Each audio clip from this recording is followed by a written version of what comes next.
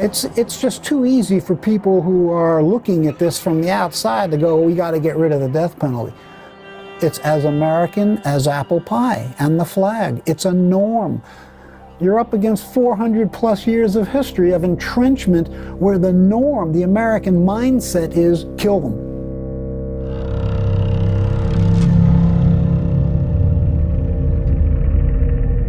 This country has always loved to punish people.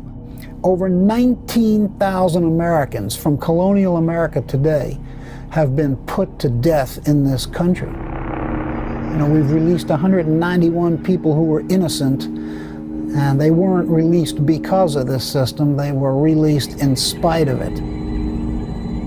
Any country that has the death penalty and uses it can never be good on human rights. The principles of tolerance, diversity, respect, dignity, rights. Most people in this country have never heard of the Universal Declaration of Human Rights. They couldn't even tell you what their own human rights are. There is no such thing as a lesser person. We either fundamentally believe that, or we make excuses why people can be abused, targeted, and killed with our approval or indifference. Because the most fundamental right that anybody in this world has is the right to a life with dignity. It's not just the right to life, it's the right to life with dignity. And when the state sentences people to death, it is a process of physical and psychological terror and torture which debases, degrades, and dehumanizes people and subjects them to abuse before they're killed. And that is a far cry from upholding anybody's dignity. It's arguably one of the most systemically racist institutions in the United States today, bar none. And anybody who supports the death penalty, and I mean political people, not average people that may not know about the death penalty, but if you're a politician and you keep supporting the death penalty as if you're tough on crime, you might as well put a sign around your neck that says, I'm a racist, because that's what the death penalty is. It is a war against the poor and overwhelmingly a class war against people of color, overwhelmingly. How does that net out? You know, African Americans go to death row for killing African Americans the way whites go to death row for killing whites. But white people who are found guilty of crimes against African Americans, homicides, rarely go to death row. They may go to prison. They may go to prison for the rest of their lives, but they're not going to be executed overwhelmingly. But in a death penalty state, if a person of color is convicted of a homicide against a white person, look out, because statistics bear it out state by state by state. They are X amount of times more likely to go to death row in that state because of the skin color of their victim who may have been white. It's just the reality of this country. We are a racist, brutally racist country still. We lived with slavery for 246 years. We lived with segregation for 89 years. Women didn't get the right to vote in this country until 1920. How can this country be good on other social justice issues globally or internally if most people aren't bothered by the fact that we're killing people in the name of the law, making mistakes and using skin color to justify it? It's mind-boggling where we're at here in 2023. It's mind-boggling.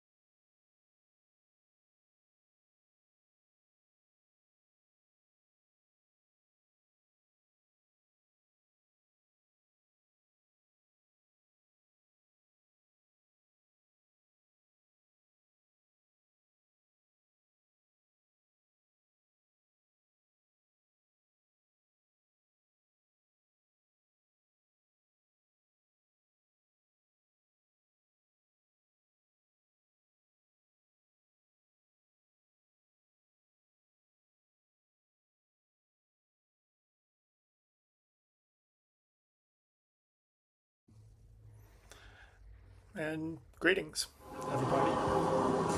It's just too easy. Here we are. It's Wednesday night, March 11th, and we are gathered to be together in opposition to the scheduled execution of Cedrick Ricks in just about an hour from now. Want to welcome everybody. Thank you for being here with us. We are hopeful of a connection to the folks outside the prison a little bit later on this hour. That will be the Huntsville unit, also known as the Walls unit in Huntsville, Texas. But in the meantime, we've got a few folks on to lead us in prayer and observations of the situation. I wanted to open tonight with that video that we have with Dr. Rick Halpern from Southern Methodist University, in part because of the focus he puts on the issue of racism, because that has reared its ugly head in this case. We're going to hear more about that as well this evening. But the U.S. Supreme Court this morning denied a request to argue the question of whether the state of Texas hiding evidence of racism in jury selection, and we'll hear more about the details on that during the trial for Cedrick Ricks, who himself, got up and asked for the death penalty. We're going to hear about that too. But first, as we always do, I want to just say welcome. I want to say this is a safe space for people who oppose the death penalty, and if there's anybody creating disruption in the chat here in the Zoom audience or on the social media streams, that will result in dismissal without warning. And also, if you're in the Zoom audience, we unless we know you, we can't bring you up or have audio from you if that opportunity even comes up. So there's that. Also, unless you're a staff or board member of Death Penalty Action speaking as such, then you're people who are speaking for themselves. And with that, as we always do, we're going to begin our live prayerful protest vigil with a remembrance of the victims in this case. So with that, Ali, let's hear from Cantor Zusman.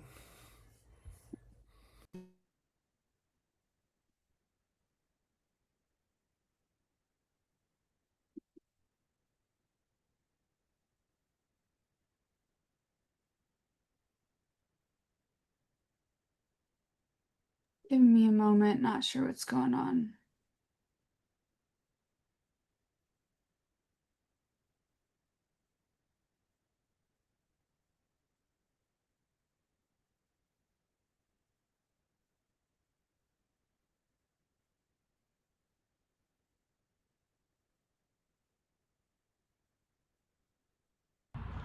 Shalom Aleichem, peace unto you. Cantor Michael Zusman with the thousands of members of L'chaim, Jews Against the Death Penalty. L'chaim means to life. We are a project of death penalty action. And like death penalty action, we stand against every state-sponsored murder and every killing by the state or by an individual. And we always remember the victims. And so, as Texas prepares another state-sponsored killing, we remember the victims in this case. They are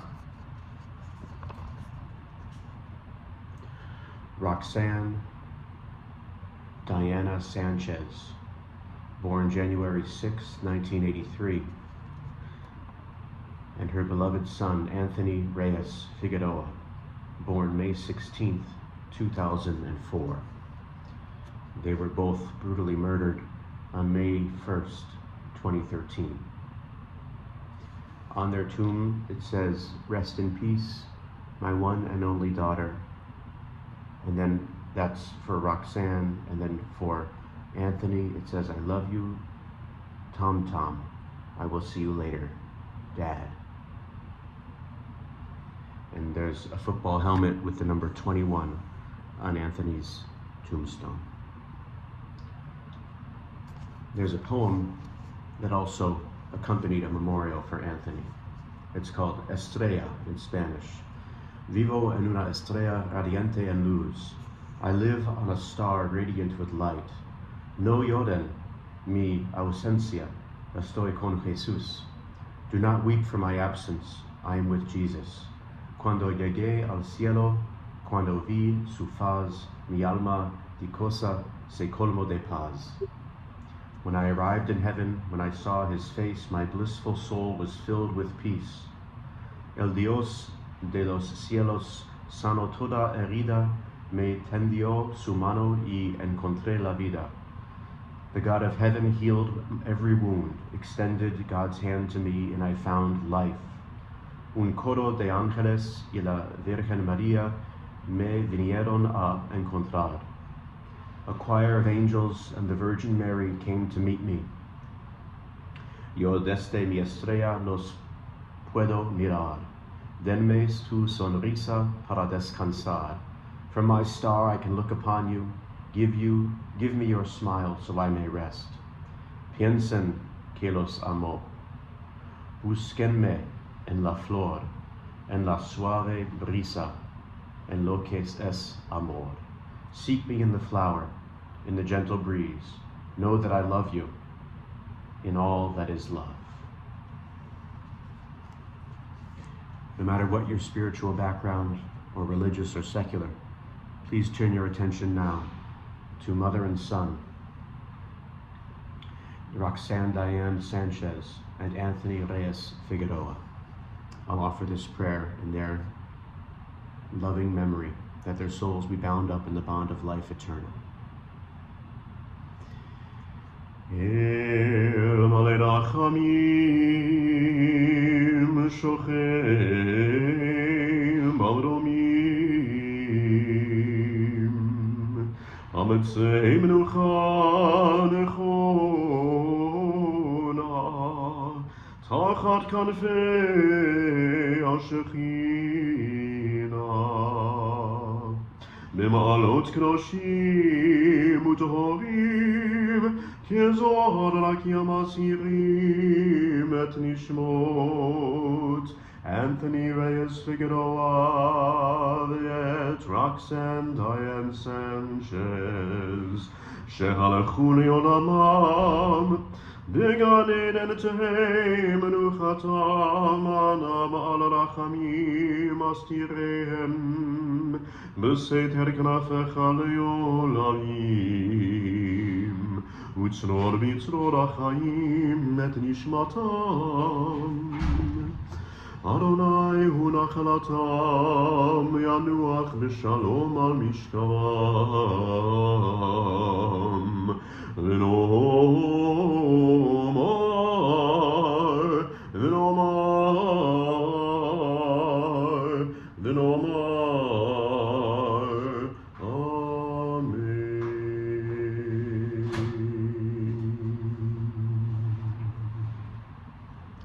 זיכרונם לברכה.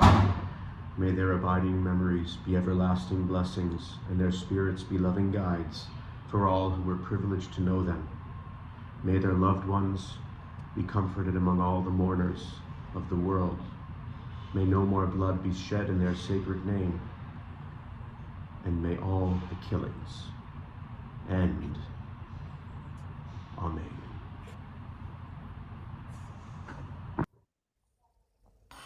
Amen. Thank you. Thank you, Cantor Zusman. I also want to note that this is the first time I've been on, I think, since we finally got the closed captions going. As a hearing impaired person, that's always a helpful thing to me. So if you are not seeing them and you want to, I think if you're on the Zoom, there's a little CC button that should be available to you, and just click on that, and you can see the closed captions. And we're grateful both to Allie, who has jumped through many hoops to make that work, as well as the people who are helping us pay for that. And there's lots of expenses involved in doing all this, so this is not a pitch for money, but we are grateful for those who sponsor and support death penalty action so that we can provide these spaces for you. So with that, I want to remove the spotlight and let you see that we've got a nice little panel of folks here, and want to welcome Rob Dunham from the Death Penalty Policy Project to give us a little bit of the background on this case, and I know Jeff has some thoughts to share as well, and had a nice piece on his blog about this yesterday. So, Rob, let's start with you, and we're grateful for you being able to be with us again. Well, thank you, Abe, and um, thank you, Jeff, for that wonderful dedication in your book. Um, I am flattered and humbled and a little bit embarrassed by it too, but it's deeply appreciated. Tonight, and I don't know how many times that we're going to say this, but tonight is another unconstitutional and wrongful execution. And it's not just that the Supreme Court allowed the execution to go forward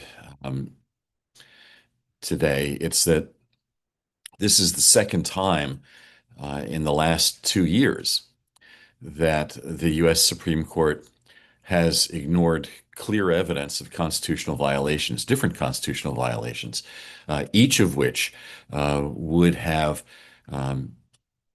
entitled Cedrick Ricks to relief. One would have been a new trial, and one would have been a reversal of the death sentence. Let me start with 2025, where there was where the issue in the case was one of shackling. You know, the courts have been clear that when a defendant is forced to appear in front of a jury in shackles, that's highly prejudicial. It lets the jury see the defendant in a situation, in a posture that suggests that he is so dangerous that he's uncontrollable even within the courtroom. But Mr. Ricks was shackled during the penalty phase of his trial, and he was shackled in front of the jury. That was done without an independent assessment of whether he was uncontrollable, and that is a clear violation of due process, and in a capital case, a denial of the heightened procedural safeguards that the Eighth Amendment requires. That should have required reversal of his death sentence. But to make matters worse, the prosecution then went ahead and called the jury's attention to the fact that Mr. Ricks was shackled and said, "You have seen him in these shackles." That is prosecutorial misconduct, and it's misconduct that's an independent grounds to overturn the death sentence in the case, but it's also misconduct that made the shackling violation even worse. So that whether you could argue harmlessness or harmfulness, whether that was an issue, and it shouldn't have been, because the mere fact of seeing the shackles would be inherently problematic, because it provides evidence of future dangerousness, which is one of the factors that Texas considers in imposing the death penalty.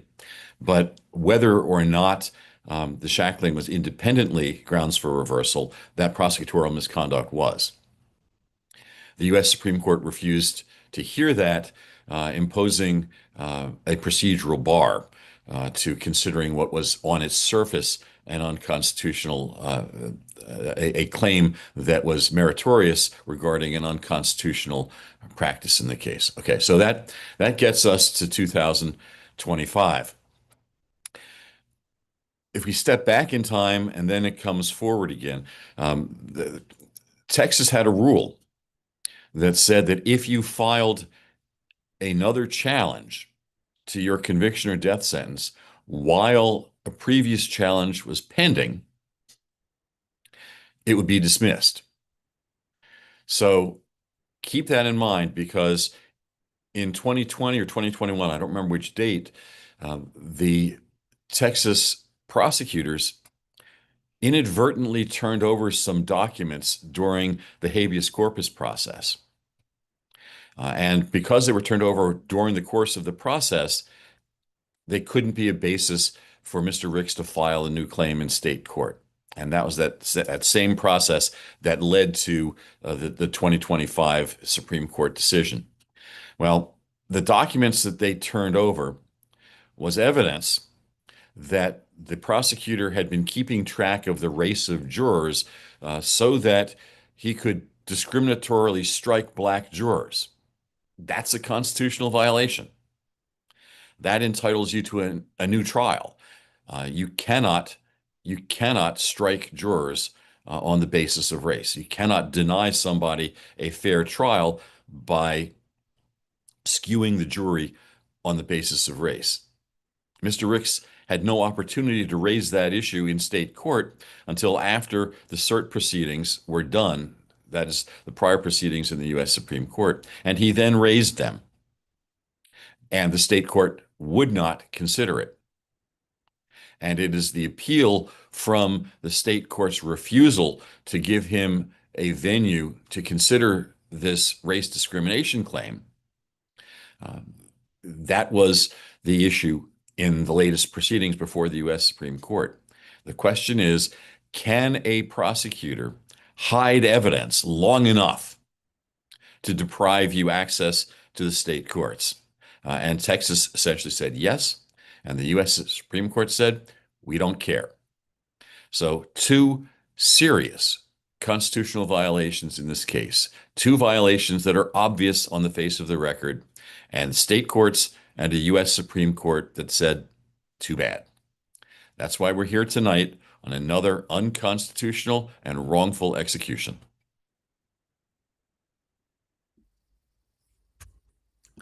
Well, thank you, Rob.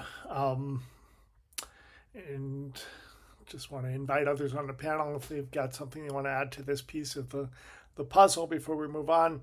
And also we do want to take a moment to share some of the good news that we have this week. But first, let's finish up this conversation. So, Jeff?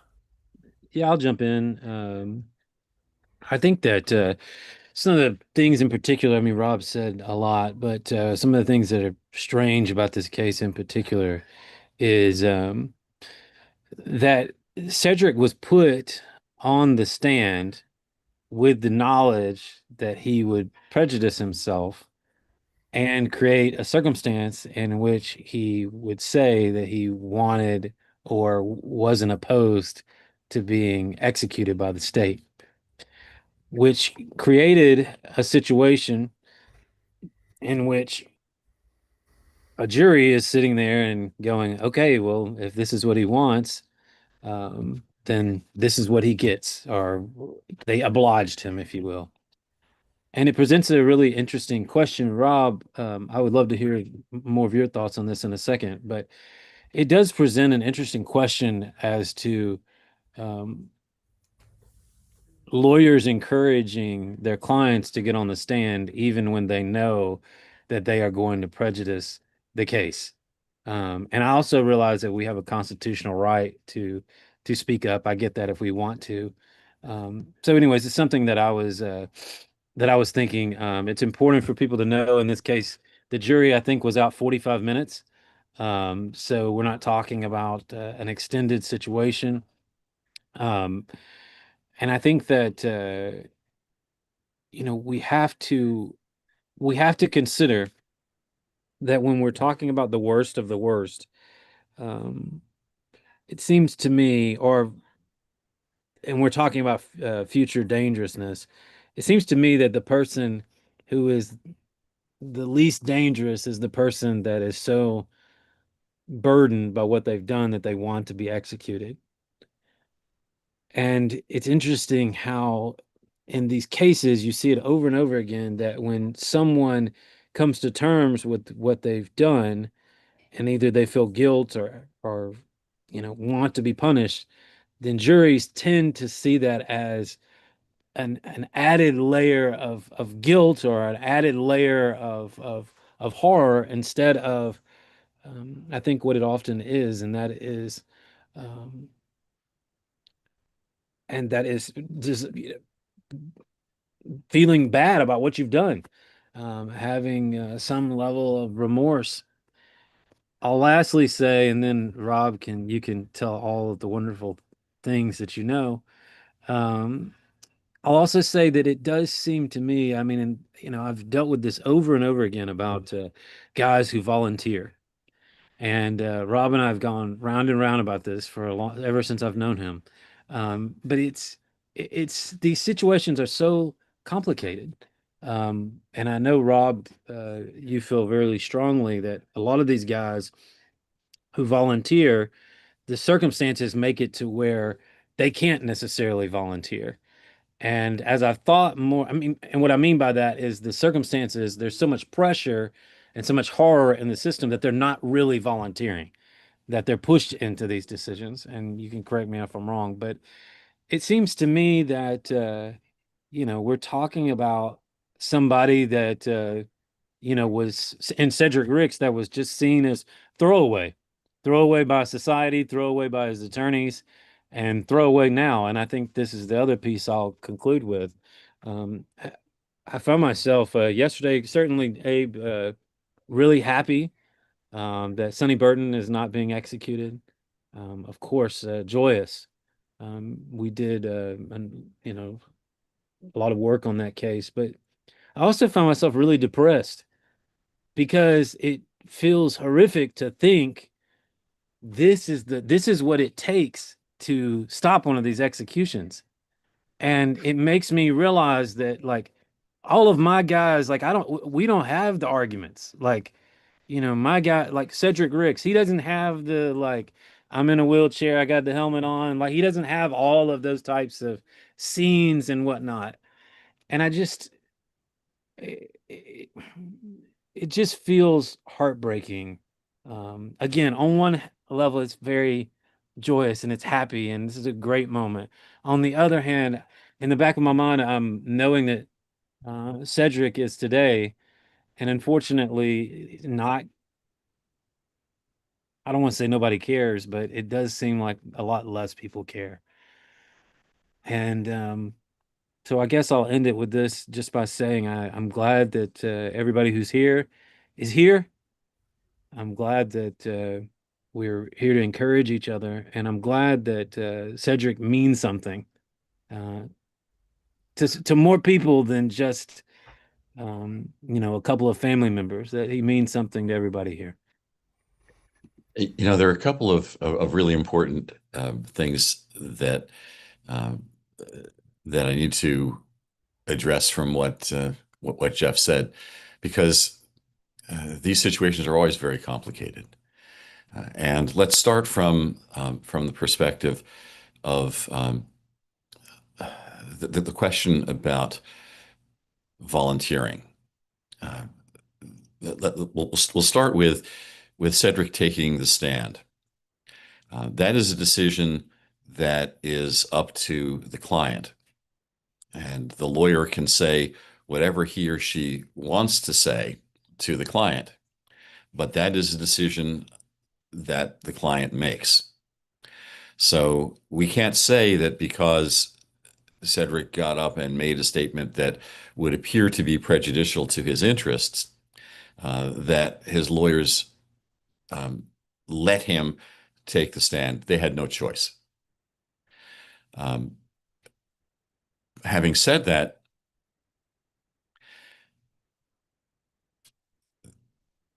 he was in shackles. He was in shackles.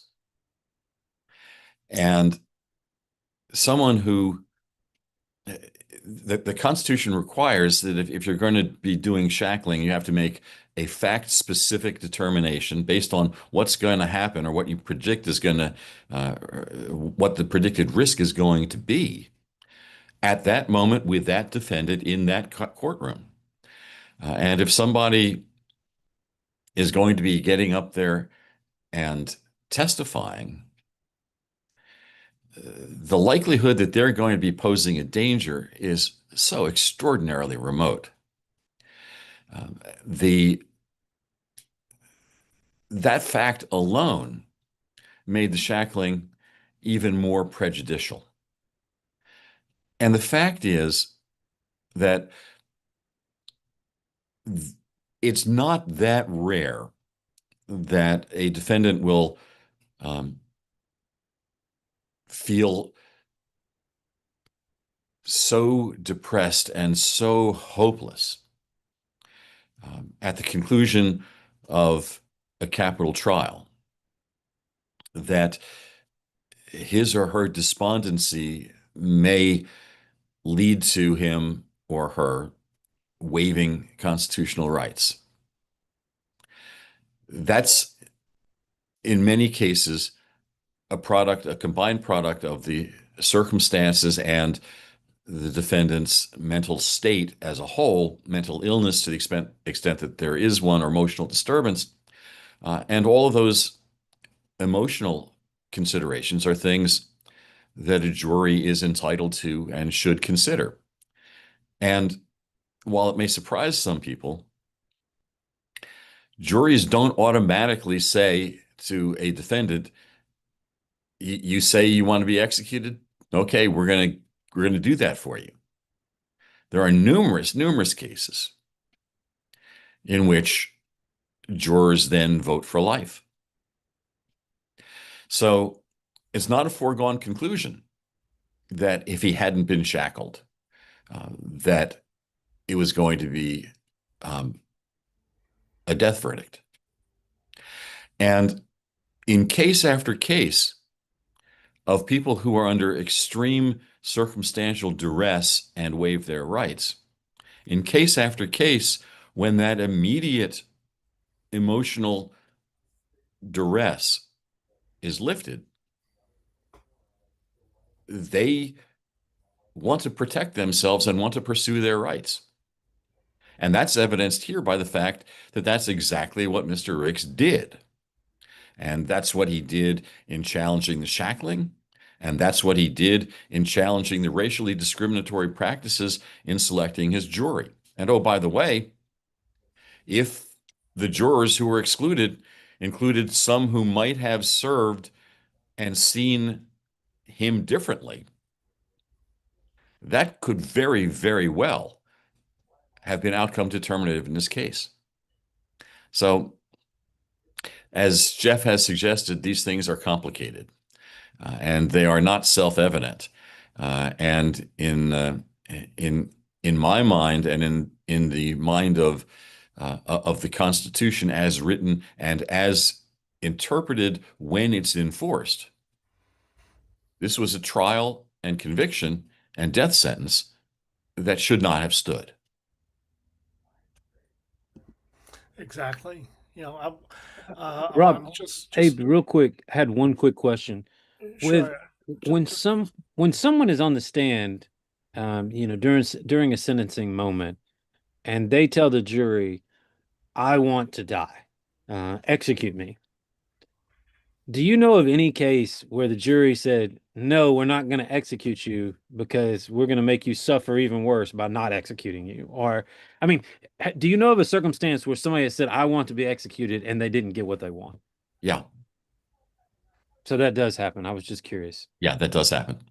And I've had, um, although the volunteering was at later stages in the case, I've had clients who volunteered and it went down to the last business day before their execution, before we were able to get stays of execution after they had changed their minds. And I can tell you that over and over and over again, um, there have been cases of defendants who've said, I want to waive my rights. Um, and I had one client who told me that he was going to take me to the state bar if I got him penalty phase relief, because he wanted a new trial or he wanted nothing. He didn't want to spend the rest of his life in jail. And when the court overturned his death sentence, he pled to life. So the stress of having that legal gun being pointed at your head has a significant impact on what your judgment is. And we all know that's the case. I mean, the death penalty is a death threat. And when you are threatened with death, you You act differently than when you're not. Thank you for that, Rob. And I want to invite our friend Lauren Pope from Rehumanize International to add some thoughts. She's actually from Tarrant County, but if I got that right. Yes. But first, just for those who, we haven't actually had a lot of Texas executions lately. So just for those who know, or who don't know, and for all of us, apparently it's raining pretty heavily in Texas right now, and our friends at the Prison Show, who normally do a live stream themselves, and sometimes we share parts of that, so we get if we don't have our own camera on the ground, and they're just having trouble with their technology right now, so we may or may not hear from them tonight, and we'll figure out how best to monitor the situation there. And we do invite people to monitor the news feeds and if anybody, I mean, who knows what news stations are actually paying attention here. So just wanted to say that and invite any volunteers who are watching, monitoring, and other, whatever TV stations or news reporters might be tweeting about this to share.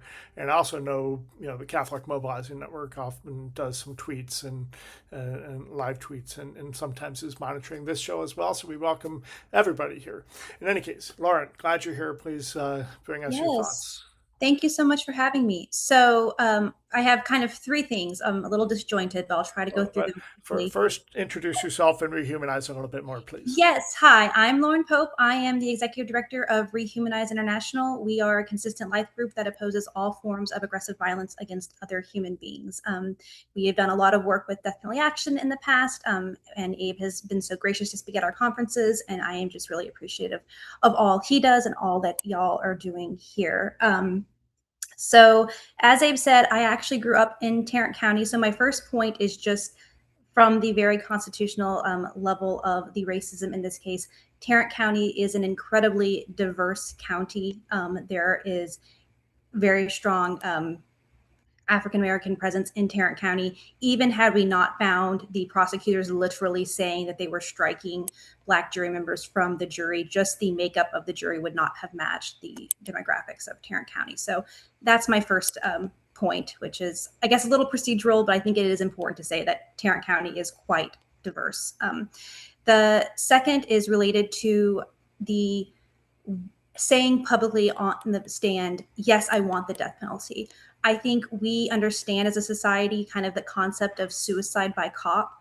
I think this could be sort of understood as suicide by jury. And as Rob was saying, when you have that intense pressure put on you, people will sometimes reach for that as this is the only way out. And then when that pressure is taken off, come to realize, oh gosh, I don't know what I was doing. And in general, right, as a society, we recognize when someone is in that suicidal space, that does not necessarily mean they actually desire to die. They just didn't see a path out. And so I think when we're thinking about a defendant saying, yes, give me the death penalty, I think we need to have that way of viewing it, that this is someone under duress who might be feeling suicidal, who is using the system that we have put in place as a way of acting that out, and that we as a society, as jurors, do not have any obligation to fulfill that, and should in fact try to fight against that. And it's only because of our broken system that we even allow that. So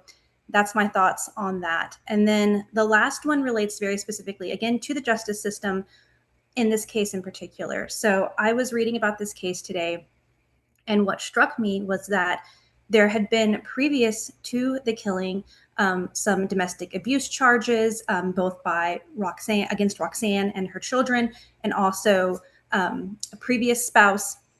And what struck me was that there were not systems in place to help this family that was in crisis, right? There was a restraining order that had expired. There was some CPS involvement that had gone away. No one was really working to make sure that this family was safe.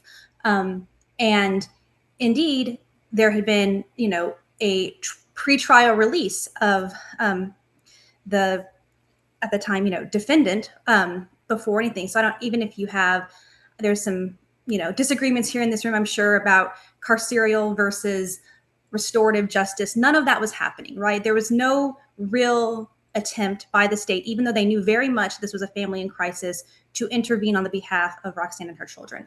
But this execution, I noticed, had been scheduled in part to have some sort of like commencing with the Domestic Violence Month, National Domestic Violence Month. They announced that they were going to have this execution. And I found it very alarming that the state that did nothing to protect this family when they were alive is now sort of belatedly saying, oh, but we'll execute him now because of domestic violence. That seems very dismissive of what role they could have played to prevent this, but also just really highlights how our justice system does not protect victims, does not intervene in areas where they could have before a crime like this occurs, but do little symbolic gestures, or what they're considering some sort of symbolic gesture after the fact, when so many lives have been destroyed, not just the children and that lost their mother, but also everyone involved, right? They have all lost so much, and all the state can say now is, oh, but we'll kill him for Domestic Violence Month. And I just thought that was a particularly chilling send-off to all of this, and wanted to highlight it. Well, thank you for raising that. I wasn't aware of the state is actually making that point is concerning in several ways. I mean, I know just from my victim family organizing in Ohio, we know, there's government funding for a domestic violence survivors network and a rape survivors network, but they don't have anything for victim families, really. And except for this idea, this promise of an execution decades later, and maybe that will help you. So again, appreciate that, Lauren. Again, because we're trying to monitor what's happening, and often we don't have, if we don't have eyes on the ground, it's hard to tell exactly what is proceeding. What we do know is that in Texas, normally if somebody's there on the ground to watch, we'll see people walk into the prison, and that's sort of an indication that the execution is going on.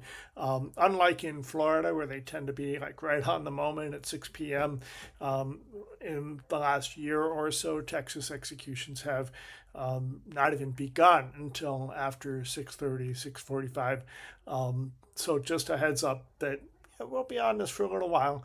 I see Jeff has his hand up, and we'll take a short break in a few minutes and hear some music and get into a prayerful space. So with that, Jeff, you want to add your chip? Yeah, I was just going to say, as Lauren was talking, it got me thinking. I did my doctorate at TCU in Fort Worth there in Tarrant County, and spent a lot of time there. And obviously, Stephen Nelson's case that happened earlier last year was out of Tarrant County. And I think that something that Lauren and Rehumanize speaks to is the fact that certainly violence compounds violence. And we see all of these cases coming out of Tarrant County, these awful murders, but we continue to see these awful crimes taking place in Tarrant County. You get I know it wasn't too long ago that the little girl was kidnapped, playing in a front yard. I mean, there's these horrific crimes, and I think it's just to Lauren's point, it all goes together. I mean, Tarrant County is sending more people to death row than most of the rest of Texas, while at the same time experiencing these intense crimes on a higher level than the rest of Texas. Thank you, Jeff. And before we get too far along, Heidi Moore, if you're still with us, we wanted to just note there won't be an execution tomorrow. Good news in Alabama, and I did want to note also it's kind of remarkable that Governor Ivey has chosen, in her statement with the clemency for Charles Sonny Burton, she noted the disparity in sentencing. And so often we're seeing executions of people that were not the actual shooter that are not getting that kind of relief. So, there's a lot of different action from a lot of different places, some of it behind the scenes that we can't know about for sure. But we do know that, some paths have been created to the ears of KIV, and those paths are being used, every single one. We led a vigil outside the governor's mansion. We helped organize it, I should say, in which we used the governor's own words. All life is precious, in a huge banner that we knew could be seen, and we knew she was there. And it takes all kinds of adding the pressure. So anyway, we have that good news from Alabama. Unfortunately, there's probably another date coming up soon. But we had some good news from Missouri yesterday, and I just wanted to give Heidi a moment, since she was here, to just lift us up a little bit before we get into back to the moment that we're approaching in just a few minutes. So, and Ali, if you could prep a song for after Heidi goes, and then we'll get into the prayerful space. Thank you. And again, recognizing what brings us all here is the execution in Texas, but I do appreciate having this space. There's actually three things. The first thing I want to mention real quick is Katie Moore had an article released this week from the Marshall Project. And those that were here for Lance Shockley's execution or any of our forecast episodes knew that there was pending appeals, that they wouldn't even grant a hearing on 16 pieces of evidence, 2 of which more than likely included DNA. The Southern Court of Appeals in Missouri has changed their policy. One judge denied the order without notifying all the other justices. The Chief Justice and the other judges did not know that Lance Shockley had an execution date. Upon finding out the day after the execution, in a private setting at the Bar Association, the Chief Justice of the Southern Court of Appeals in Missouri, forgive me for not knowing her name, go to Katie Moore's article. She held a meeting, their next meeting the next month, she changed policy. So kudos to her. The rest of our appellate courts do not have that. I was appalled to hear that the courts do not have a policy that one judge can just deny the hearing. They denied the expedited hearing. So anyway, thanks for letting me take a couple of minutes to note, since we were in a space that some people may have been familiar with Lance's case. It's too late for Lance. We don't know that if other cases will hear at that Southern court, but at least she changed some policy to try to prevent something like that from happening in the future. Thanks, Allie. Out of Missouri, last week, we had a huge win. The Missouri House of Representatives voted. We have the judicial loophole in Missouri. It's us in Indiana, that if a death qualified jury cannot unanimously decide upon death or life without parole, I call it dealer's choice, the judge gets to decide whichever he wants. Missouri does have elected judges. That is what had occurred in Lance Shockley's case. It voted out of the House of Representatives with part of a clean slate bill. We will have to work on the Senate. We met with the senator yesterday, the majority floor leader. We are hoping that after legislative break, which is next week, that we can get a vote on the Senate floor. Of course, we want to make sure we have the votes before it gets called up on the floor, but this is huge for us. Even though the senator that makes the decisions supports the death penalty in all cases that the victim wants it, he is willing. Last year, he let it go on the floor for a vote. Lance Shockley's case was one of the cases that they used to deny it because it was a highway patrolman, even though it was all circumstantial, no witnesses, blah, blah. That is a huge legislative win for us in Missouri. Second is, on very short notice, on Friday, we received a text message notifying us that there was going to be a hearing on abolition. So in Missouri, it has to have a committee hearing first. That is the only way for us to give public testimony. Monday at noon, the Archbishop of St. Louis personally came in and testified in support of an abolition bill. I testified, the public defenders testified, Jeff Stack with Mid-Missouri Fellowship of Reconciliation, Brian Kohler with Word and Way, a Baptist minister, who, thank goodness he was there, because one of the Baptist, or non-denominational Christians, I encourage people to watch the video, and I can get it to Allie in a little bit, started quoting scripture, and the Baptist minister quoted it right back and said, by the way, I am a Christian and I follow Jesus. And the man shook his head afterward. It was interesting. Mo Justice Coalition testified. Innocence Project went on record. We had several people submit written testimony. If I didn't reach out, part of it was because I may not have known to. This is all new for us. But we are pushing for a vote in this committee. Some of you may receive targeted emails if you live in Missouri. We are not calling on everyone to contact Missouri legislators. That does not work in our state. We are targeting the 16 specific representatives and only the people that live in their districts. One of the reasons is, as we were speaking to committee members yesterday, a few said, well, we heard from people who support the death penalty, but we've not heard from anyone. And do you guys need to go? The prison. We've not heard from anyone that opposes it, that supports abolition. And I just looked at the former judge and said, well, Judge Dolan, I didn't ask people to contact you, but I'll take care of that after I leave here today. So we have partners. Floridians sent out an email. Catholic Mobilizing Network will. I believe Abe is willing to. And we have some of our partners sending out targeted emails, but only to those 16 districts. This will be huge if we get it out of committee, but our main focus will be on the Senate with the judicial loophole. Thank you for giving me this space. Of course, thank you, Heidi. And we did email all the people that we have in those legislative districts on our list. So we're grateful for that. And at least one person has responded so far that I saw, or anyway. So we have that. And then just before we get back to Texas, Rob had one other thing he wanted to share. Yeah. The commutation of Sonny Burton is important in a couple of ways.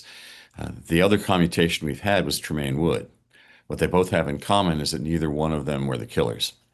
And one of the components of the Eighth Amendment doctrine about whether the death penalty is unconstitutional for certain types of crimes is what are governors doing in terms of granting clemency in particular types of cases.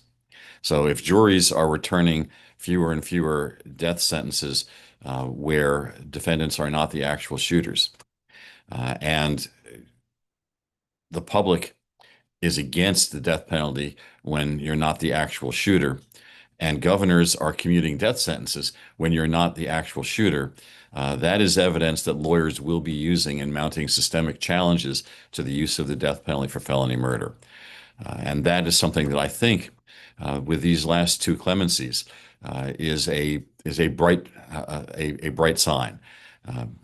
Where it will go with this particular Supreme Court, who knows, but it may have more power when it's raised at the state level in some of the states. And it's also something that we can use in other cases in which non-killers are getting death warrants to try to seek commutation in their cases as well. Thank you, Rob. I see that we've got a live feed from the prison. I just want to share that for a moment. I'm not sure what they're talking about at the moment, but you can see that Danny Allen with the Prison Show is there. And this is on the Prison Show Facebook page. So let's see what they're talking about. The victim's family has already been brought into the building, so we don't see them, but they're already in the building. And then the media and any witnesses walk down here and go into the building. And then we wait in a room, a small room like an office. And then we go into the room where you witnessed. And I'm going to see if I can, there's a white tower. Let me get my finger. When you're out here, when do you know the person has been dead? When you see the people come out, that's the only time that us being out here, that's the only time that we know that they have passed. is when they come out. I will say that they keep you in that room for a long time before the doctor, says they're dead. Yeah. Even though you can tell when someone has passed. That's Danny Allen is speaking. And she was. Hey y'all, if y'all can, please share the video. Unfortunately, Gloria was not able to be here. She is in Belize with her family. So we gotta make some noise for Gloria also out here. So Danny was present. We do not have a lot of people here on the outside, probably because people were thinking it was going to rain. That's what we believe.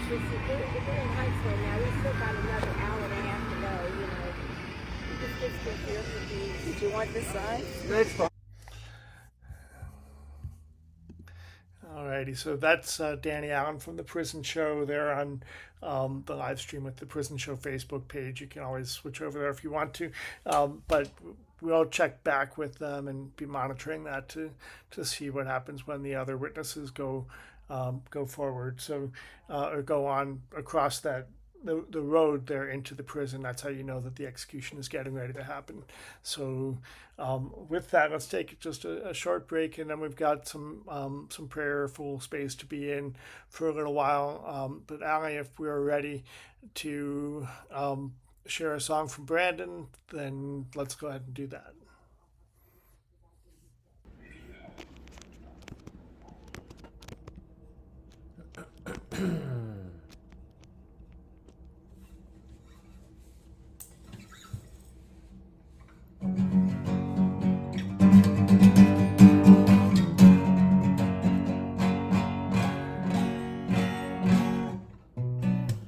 Southern trees, you've seen, they bear a strange fruit. Blood on the leaves and blood at the root. Black bodies swinging there in the southern breeze. Strange fruit hanging from the poplar trees. Oh my Lord, no, it's a pastoral scene. So beautiful, the vibrant South. The bulging eyes and the twisted mouth. The scent of magnolia is so fresh and so sweet, but it's mixed with the scent, the sudden smell of a burning flesh and the strange fruit hanging from the poplar trees.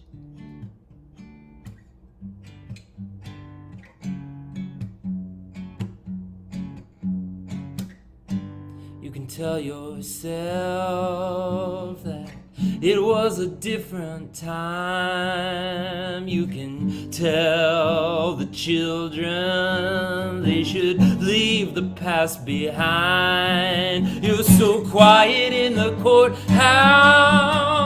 but up in the church you sing all about love and forgiveness. Grace so amazing, quoting Dr. King.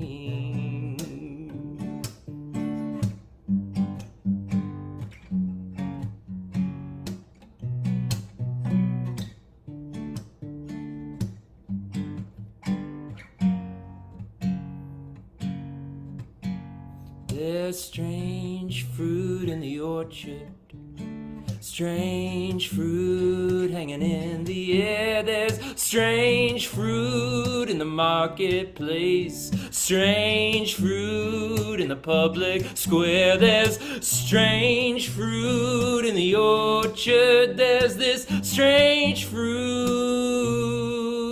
There's strange fruit looking plump. Now this strange fruit,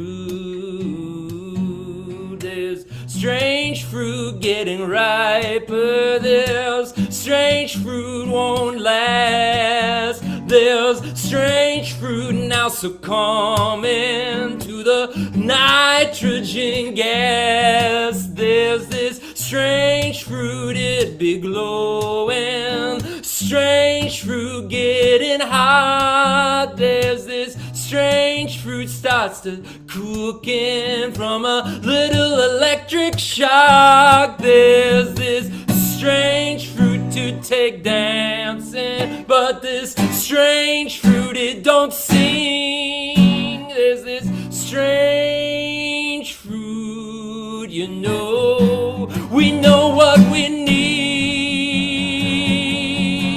Here's what we need. Here's what we need. We need to lift our voice. We need to march in the street. We need to stand as one. We need to sing. The voices of hatred, they are so damn loud, but we can't speak up, we can't sing out, is what we need.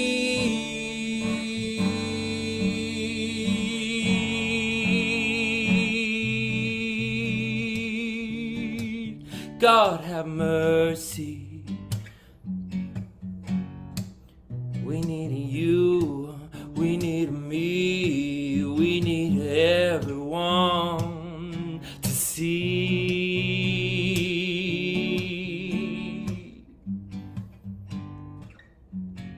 God have mercy.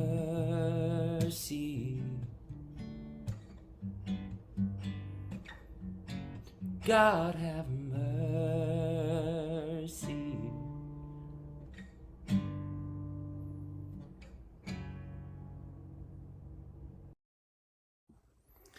Thank you, Brandon.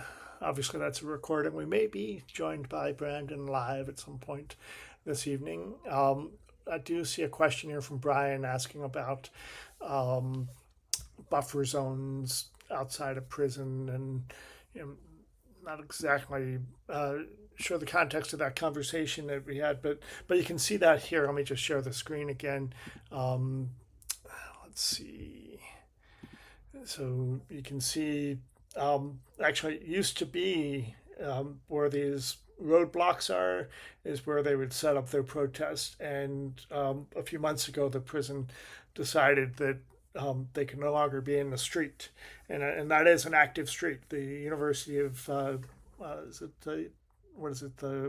Sam Houston State University is just down the street, and of course this right on just 50 yards down is a busy thoroughfare also. In any case, this is an active street, so they move people out of the street now into this video we're seeing is from the edge of a parking lot, but they do have this space that they don't allow people to enter during execution time.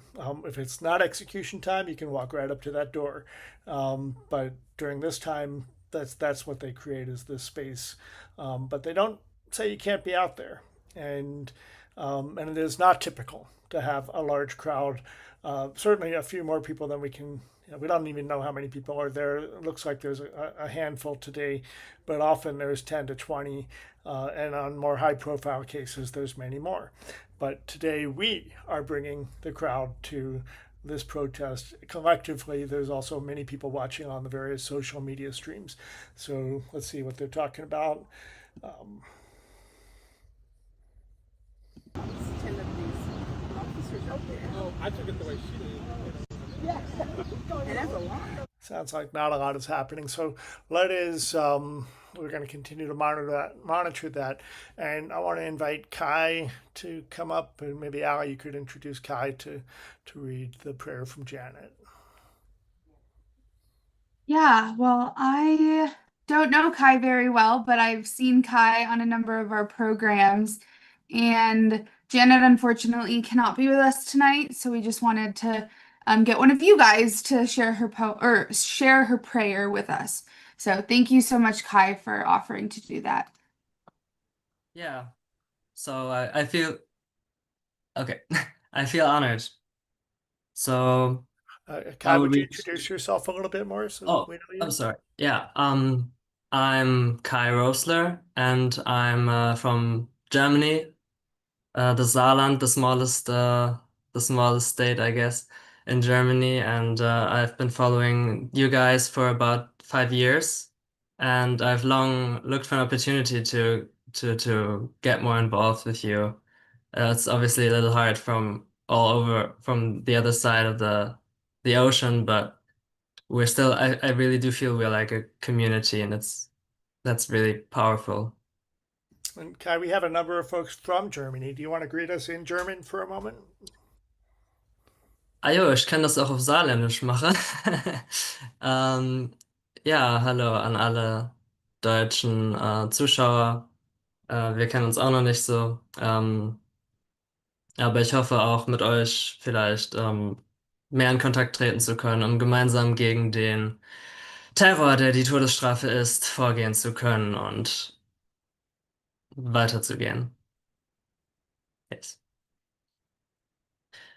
So I will read Janet's prayer, and I do think she would enjoy it to read for me to read her introduction, as she always does. So her name is Janet Walsh, and she is a Christian believer. She lives near Manchester, near the UK, and the last executions there were carried out in 1964, which is over 60 years ago. And the death penalty was actually abolished in 1969. And Jesus has filled her heart with compassion for all those on death row in the USA. She says she's not able to join you on this Zoom call, but she offers her prayer. Some verses from Psalm 111. Great are the works of the Lord. They are pondered by all who delight in them. Glorious and majestic are his deeds, and his righteousness endures forever. The works of his hands are faithful and just.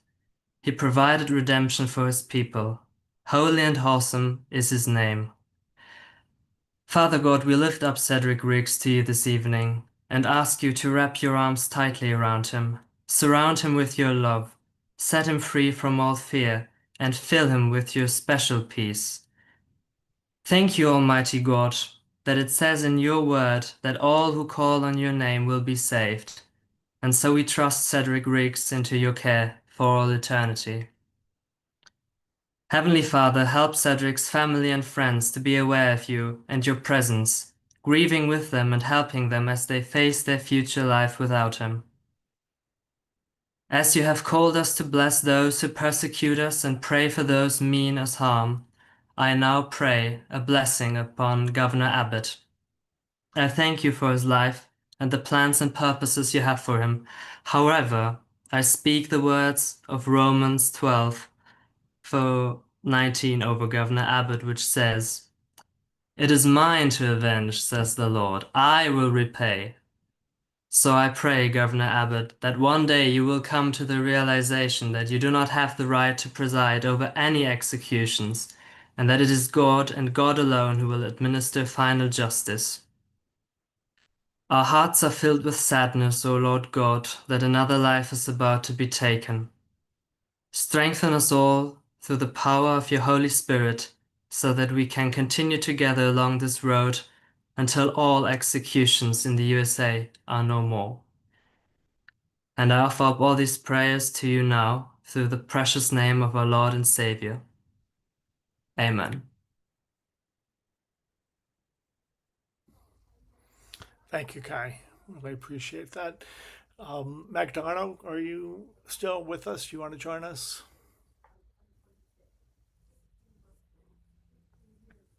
I'm trying to work my magic over here. Let me just say, I'm here in Mexico, as many of you know, and we lose lives every day on the border. But I want to say something about a group of our friends who are the spiritual advisors to these death row inmates and to their families. It's an incredible job. They take on a weight more than 16 tons, and I don't know how they handle it. I've seen a lot of my friends die in the streets in revolutions in Central America. I held one woman's head after an auto accident. She died in my arms in El Salvador. Death is not easy. But I think our spiritual advisors, like Jeff and others, they have an enormous task of how to reach the heart of these individuals. And many of them who have repented are not the same persons who committed the crime, and able to hold them together as they go through one of the most demeaning processes in American government, in American judicial system. Long before they get to death row, the judicial system has tried to break down black, brown, and poor whites and people who have no money so that they can have sacrificial murders without ever talking about resolving the issues. And I think what the sister was talking about earlier, we need to start counseling. People need counseling. Even people like me, Abe, and others, Ali. You know, I go through depression. I go through times when my life is not worth it, and I don't know what to do, and we need counseling. We all need spiritual advisors to lean on. Now, I was thinking about a book I read in college by J.D. Salinger called Catcher in the Rye, where these young men and women are running to the end of the rye field. And if you don't catch them, they're going to fall over the edge. And if you catch them, they're going to get into all this foul language and foul situations. Sometimes I feel like me and some others are out there and catching in the rye, and we say, despite all the pressure, the tsunami of hate, the tsunami of violence that's trying to push you over, we want to save you. May not be able to keep you from dying, but we want you to know that you're not alone, that you're loved. And we want the victims' families to know that we want to save them, because the violence that is done to the supposed perpetrator lies on all of his family and on the victim's family. You don't get rid of it right away. It's hard. They need counseling. That's why I think for us, state doesn't pay us, but our friends we're spiritual advisors. Those of you who write to the inmates, talk to them on legal matters, social matters, family matters. We just got to remember that victims' families are still alive.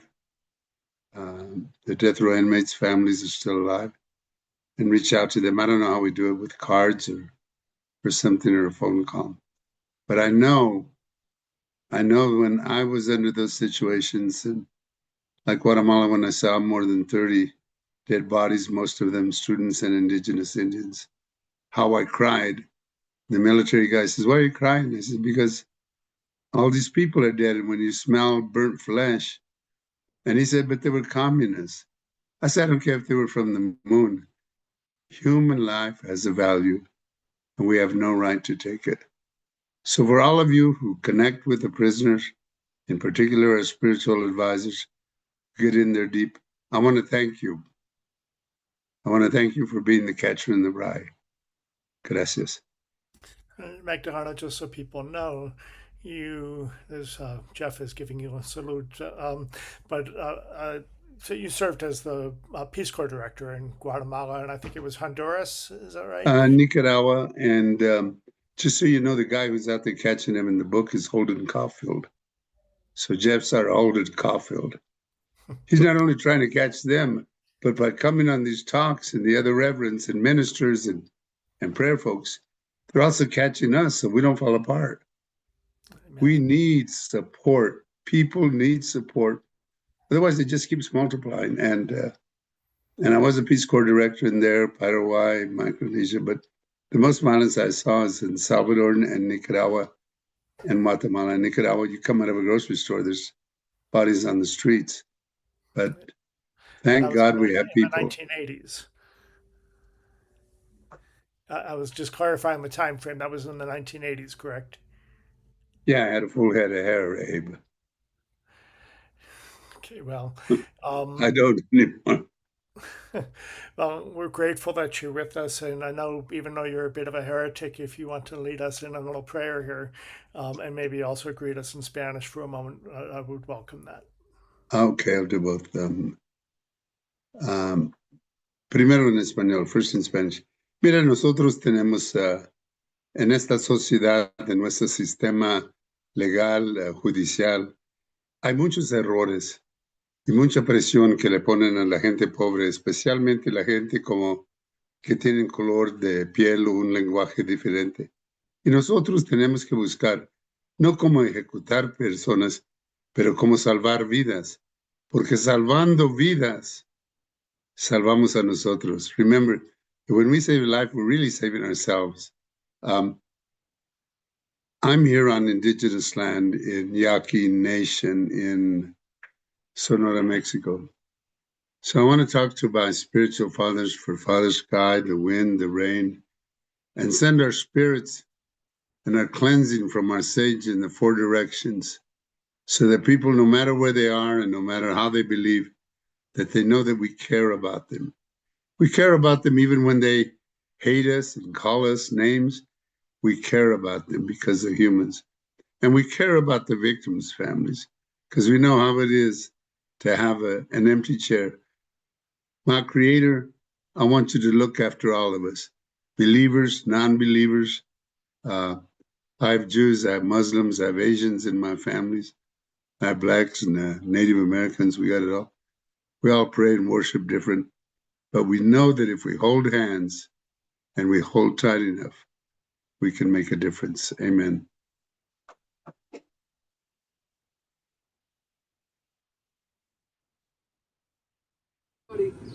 Everybody that's been Okay, let's do a quick check-in at the prison. I didn't know it was his cousin. I was telling him just the way I thought.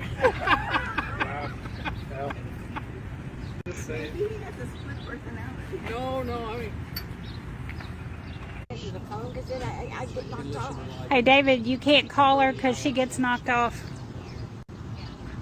She's saying she's on there. They just have another person's picture, or they're focusing. And when I get nervous, I really want to smoke, and I quit. Elizabeth Stein's calling me now. I can't answer. It's Elizabeth Stein.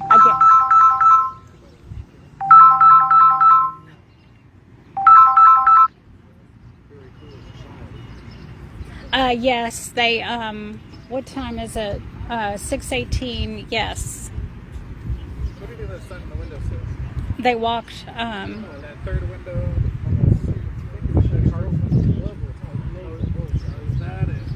you know, sometimes the general population people, you can see them, they watch from up there, the windows above the razor wire. They'll watch. These guys. I know not everyone is mean.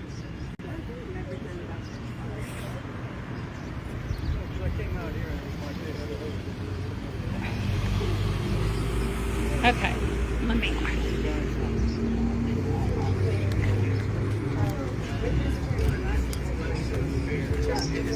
He was not sometimes in the launch the trigger man. He didn't commit the homicide. He didn't kill the person. His co-defendant did. And his co-defendant was initially sentenced to death as well. I guess that's what.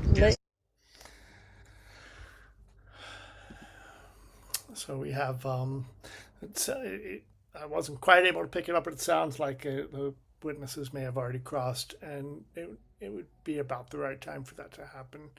Again, if you're just joining us or have not been with us before, there are some folks on the ground at the prison, but we're not in direct coordination with them.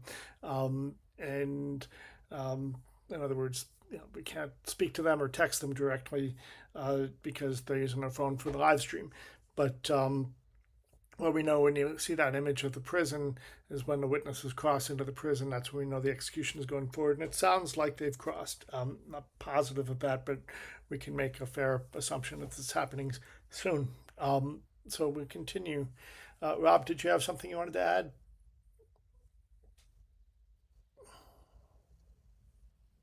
Yeah, it's always good to have perspective on things. And this month looked like it was going to be a really horrible month. There were 7 executions that were scheduled in 5 states. And so far, there has been 1 execution, and we're going to have a second tonight. But executions were halted by reprieve in Ohio and Pennsylvania, and by commutation in Alabama. So 3 out of the 5 states did not go forward with executions. And it turns out that it's only the 2 states who have been, over the last several years, responsible for the vast majority of executions who are going to be carrying them out this month. And they will probably once again be the 2 states that carry out the most executions this year. There's more as well in the way of what I would consider to be good news. There's a bad warrant. All the warrants in Florida are bad. But James Duckett is scheduled to be executed on March 31st. He's a case in which there was, I don't know if fraudulent is the right word, but certainly bogus and unscientific junk science testimony, hair comparison evidence by a since discredited prosecution witness who is also responsible for 2 other death sentences in Florida. And the trial court granted Mr. Duckett DNA testing. And the Florida Supreme Court agreed to adjust its emergency schedule to allow for more time for an evidentiary hearing before the execution is scheduled to happen. And there are decent prospects that DNA evidence may stop one of the executions that's scheduled in Florida. And earlier this week, there was good murder news in Tarrant County, which is responsible for tonight's execution. Carmen Mejia was exonerated of murder in a case with a child victim, and it's now universally agreed that there was no murder at all. Another one of the child victim non-murder cases, but when a child dies, people are often looking to blame somebody for it. And Carmen Mejia spent decades serving life sentence in from Tarrant County, and her kids were taken from her because she was in jail.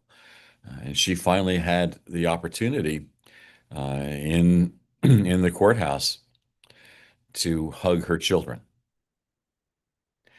So there's a lot of pain surrounding the criminal legal system, and a lot of pain surrounding homicide convictions and punishments for homicide.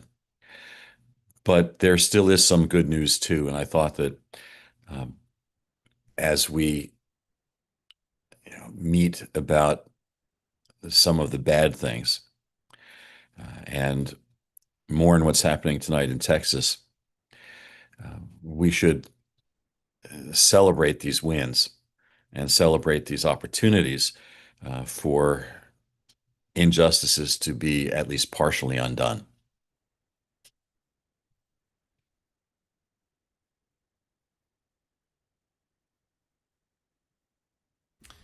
Thank you, Rob. And let's go ahead and hear from Cantor Zusman. Shalom Aleichem, peace unto you. Cantor Michael Zusman with the thousands of members of L'chaim, Jews Against the Death Penalty and Death Penalty Action.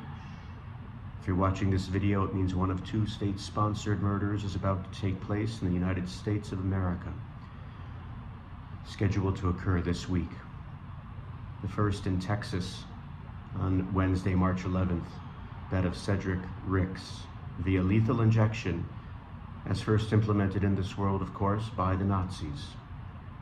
The second, a day later, in Alabama, of Charles Sonny Burton, who never killed anyone. He will be put to death by nitrogen gassing, another Nazi legacy. We stand against these horrors, and in this moment, we turn our attention, no matter what background you're from, religious, secular, spiritual, to their spirits. And we ask that you offer your thoughtful guidance for them. I'll offer Psalm 23 from the Judeo-Christian tradition, invoking the shadow, the valley of the shadow of death, and the comfort that whatever we envision as the divine can give to those of us who are placed there, including those who are placed there in this horrific circumstance. Psalm 23. Mizmor leDavid, Adonai roi lo echsar, binot deshe yarbitzeni, al mei menuchot yenach aleini, nafshi shovev, nafshi shovev, yanecheni v'magalei tzedek, leman shemo, gam ki elech begetz al mavet, lo yirara, ki ata imadi, shivtecha umishantecha, shivtecha umishantecha, hema yenachamuni, taroch lefanai shulchan, neged tzorerai, di shanta shemen roshi, kosi revaya.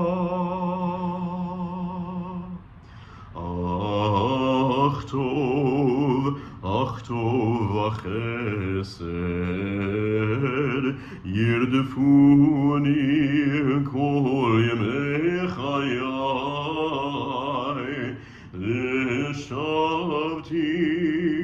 v'shavti beveit Adonai, v'shavti beveit Adonai, le'olech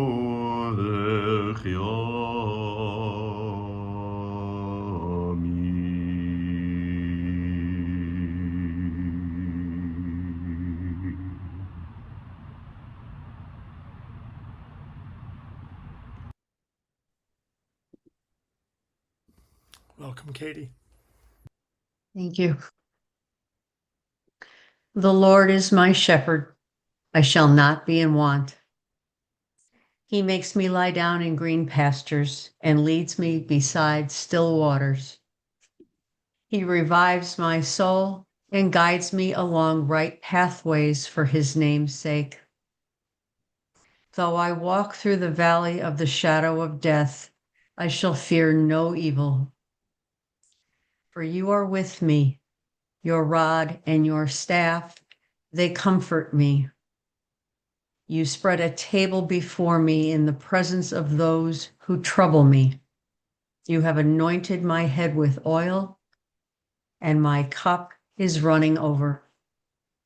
Surely your goodness and mercy shall follow all the days of my life, and I will dwell in the house of the Lord forever. Amen.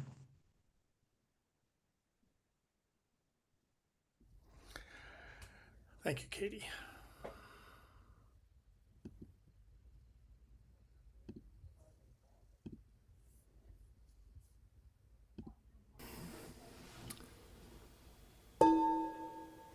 I take refuge in the Buddha, the one who shows me the way in this life. I take refuge in the Dharma, the way of understanding and of love. I take refuge in the Sangha, the community that lives in harmony and awareness. Dwelling in the refuge of Buddha, I clearly see the path of light and beauty in the world. Dwelling in the refuge of Dharma, I learn to open many doors on the path of transformation. Dwelling in the refuge of Sangha, shining light that supports me, keeping my practice free of obstruction. Taking refuge in the Buddha in myself, I aspire to help all people recognize their own awakened nature, realizing the mind of love. Taking refuge in the Dharma in myself, I aspire to help all people fully master the ways of practice and walk together on the path of liberation. Taking refuge in the Sangha in myself, I aspire to help all people build fourfold communities, to embrace all beings and support their transformation.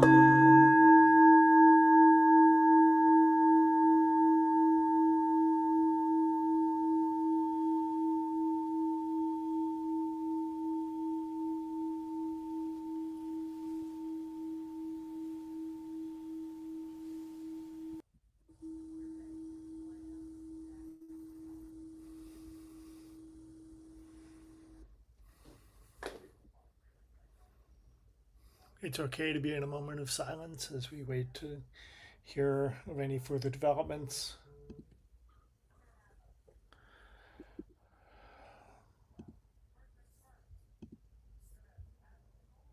Over there are people standing for the victims. Absolutely, there are. Abe, yes, the witnesses have crossed. They crossed very, it was right around 6 or a little after 6. For Harris County Sheriff. Okay, well then, thank you, Fancy. I am going to make sure that they get a copy, a transcript of this, because regardless, they're giving, he's giving a bad name for Harris County.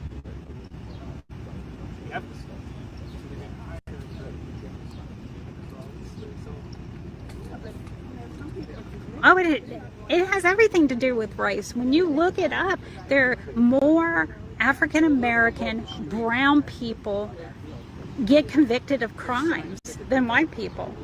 It's plain. I mean, there's nothing in it. You look up the facts. The facts are clear. Yes, Karen, they can grow. It is not justice. I don't care what you say. Justice for me was knowing that the person who killed my cousin was actually in prison and he was getting educated. He was being educated in, because he didn't have any sort of education. He was going to school. He was going to church. To me, that's justice.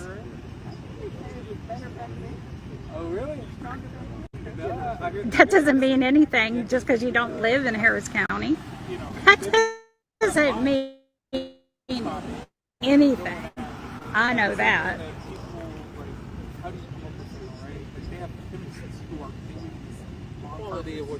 There was an execution on the day you were born. You were so upset. I don't understand that.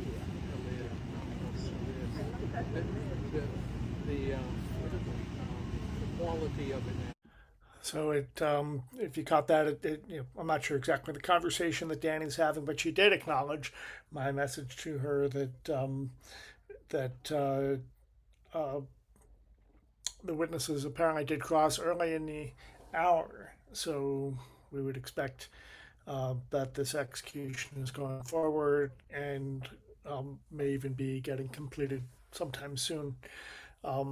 I welcome anybody that's on the panel if you want to add some thoughts, and we'll continue to monitor what's happening outside the prison there. And Ali, if you are back and want to bring us some sort of prayerful song, we would welcome that as well.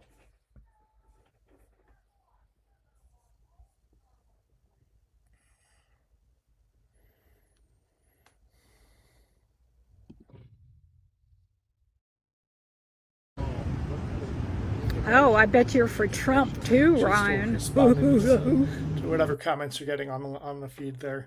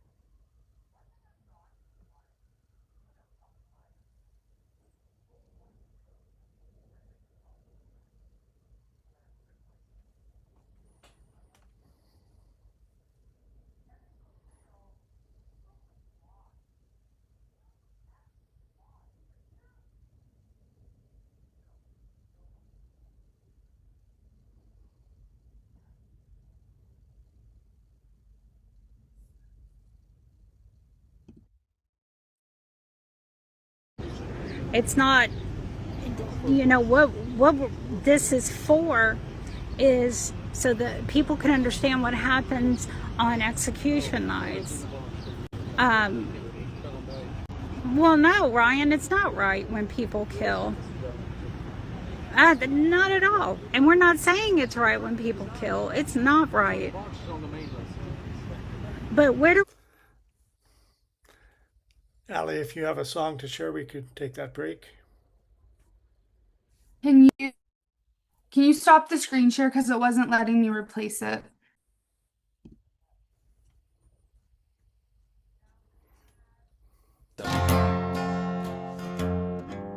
That needs me.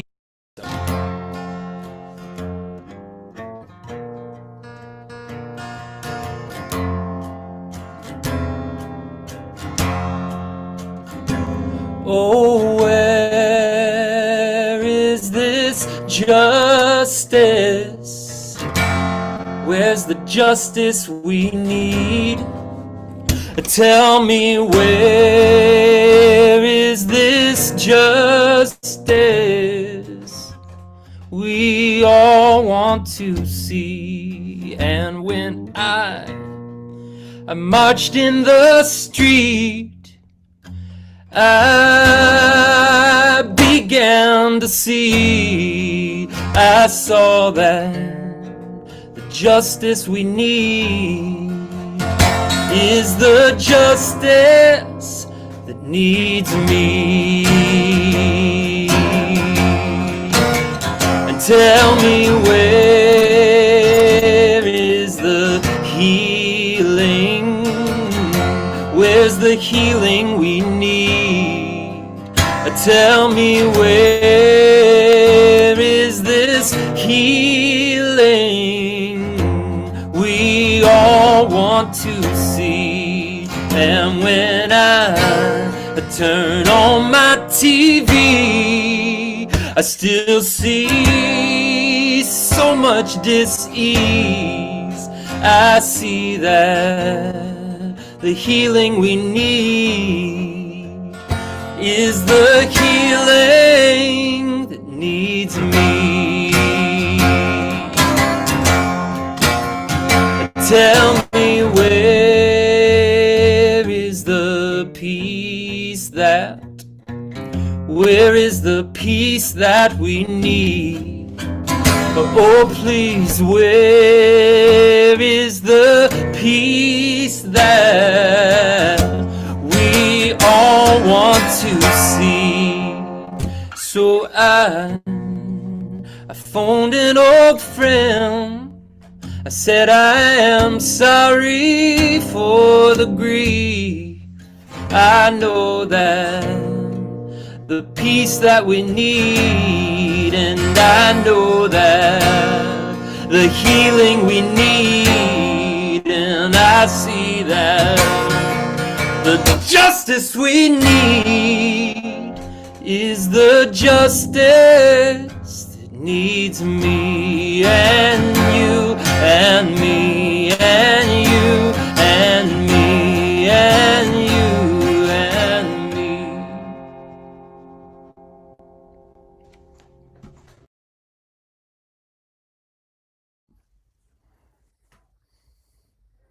Thank you, Brandon. Thank you, Ali. Rob was just sharing in the chat that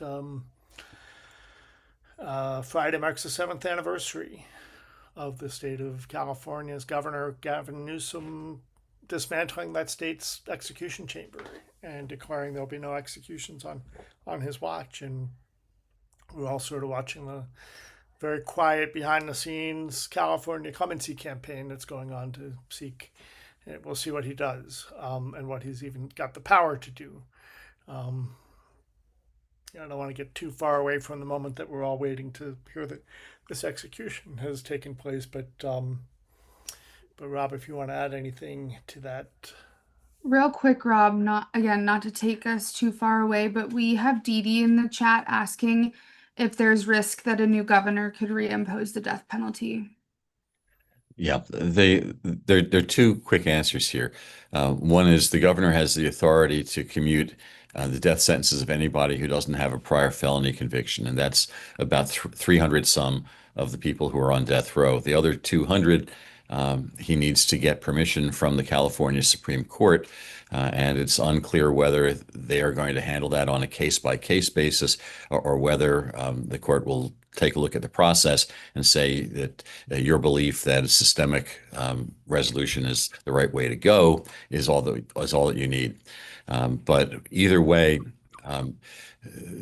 people are expecting and hoping for action soon because it's been taking the Supreme Court of California about 6 months to rule on individual cases. So if he's going to grant commutations and have them go into effect before the end of his term as governor, some action's got to happen relatively soon. So there's been filings for all the prisoners for whom there needs to be a ruling. No, he has not. He has not yet requested permission, and so he can't commute those until the court grants permission. Again, if it's been taking about 6 months, he has what, 9 months, a little bit less than 9 months left on his tenure. So at least with respect to those with the prior felony conviction, action has to happen soon. He could commute everybody else by himself at any time. We have a similar watch going on in Ohio, where Governor DeWine is expected at any point to express his plans. But the thing in Ohio is there must be a clemency, a hearing of the Ohio Parole Board. The governor is not beholden to to whatever the recommendation is. So, but if he's going to have clemency hearings, they need to get those going soon. And that's much like the situation was in Louisiana, where the governor waited too long. And as a result, there were no commutations. And Nevada as well. The governor in Nevada tried to follow that of the governor of Oregon, who had commuted all the sentences on her way out. And then, it was shut down by the process.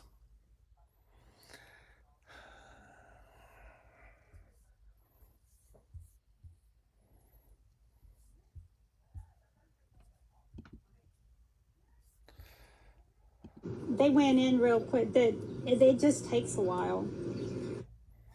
So I'm just watching over here this live stream from the prison.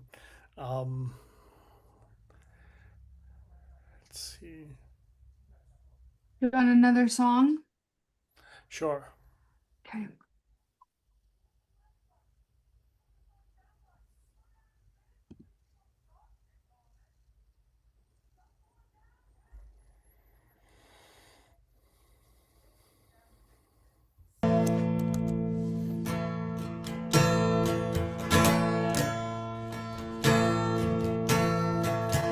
Said goodbye, turned around, and you were gone, gone, gone.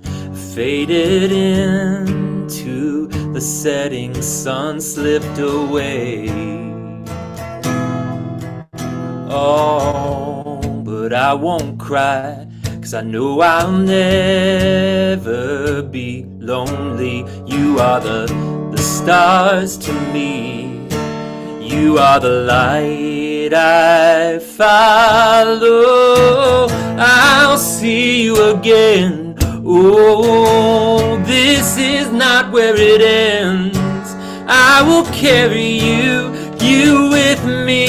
Oh, till I see you again. I can hear those echoes in the wind at night, calling me back in time, right back to you. Oh, in a place far away, where the water meets the sky. The thought of it makes me smile, 'cause you are my tomorrow, and I'll see you again. Oh, this is not where it ends. I will carry you with me. Oh, till I see you again. Sometimes I feel my heart is breaking, but I'll stay strong and I'll hold on, 'cause I know, yeah, 'cause I know, well, yeah, 'cause I know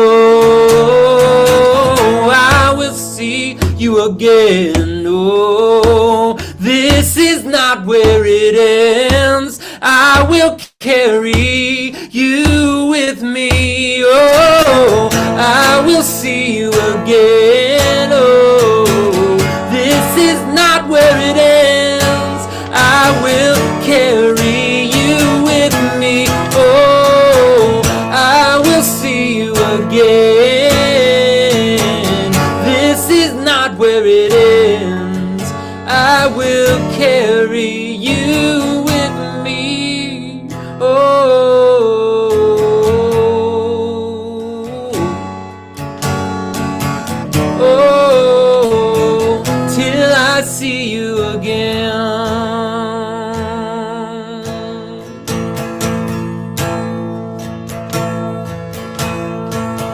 said goodbye, turned around, and you were gone.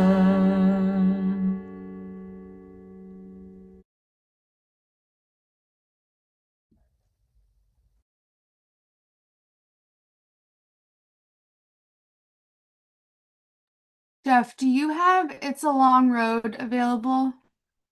It's not in our folder anymore. He'll send it. See if Danny's still arguing with that guy. Work pouring money into a prison where. Yep. She finally pointed the camera at him, and so she's got this guy that's got his own camera right on her and is haranguing her, which is unfortunate. Nobody's there to protect Danny in what she's doing. Still waiting, and this is, not speculating anything here, but just seems if they went in shortly after 6 p.m., it's a long time for the witnesses to be coming. Let's see. I am seeing some motion by the door. Let's see what this is.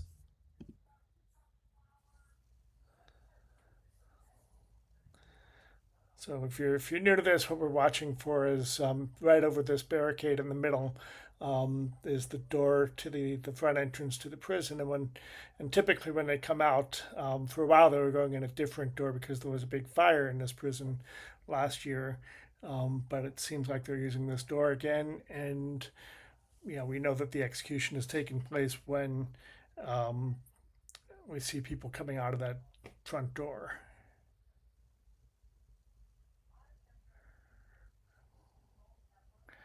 Allie, I put that song in the chat. I have it. Thank you. All right, Allie, let me know when you're ready. Yeah, can you stop the screen share? And we'll continue to monitor this execution and let you know when it's done.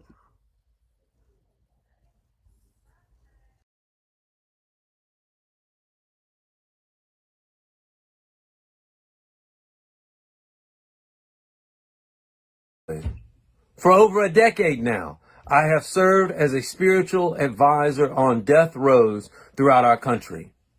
On multiple occasions, I have been there with persons who are about to be executed.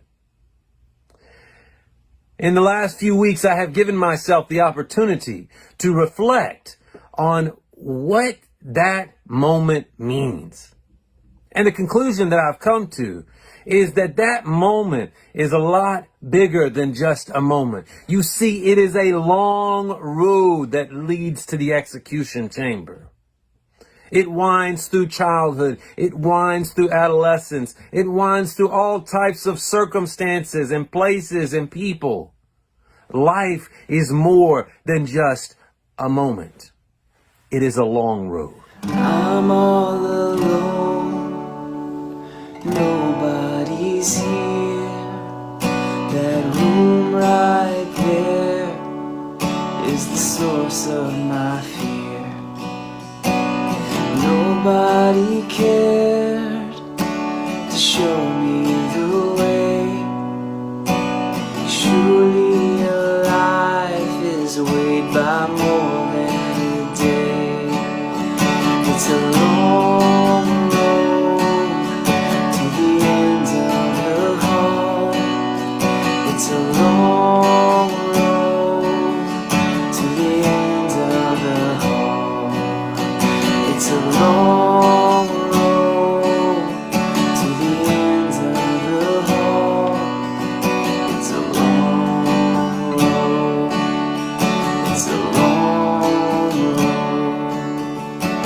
Stop all the staring. Just let me be. Can't you all see that I just want to be free? I didn't know how far this could go, but in my veins I feel the poison flow. It's a long road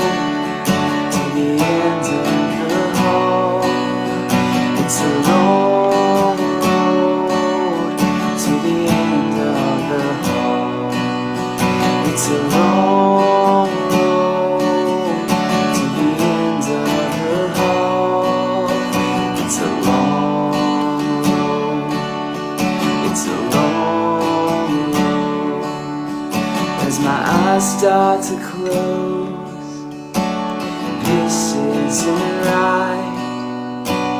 Everyone knows, but nobody will fight.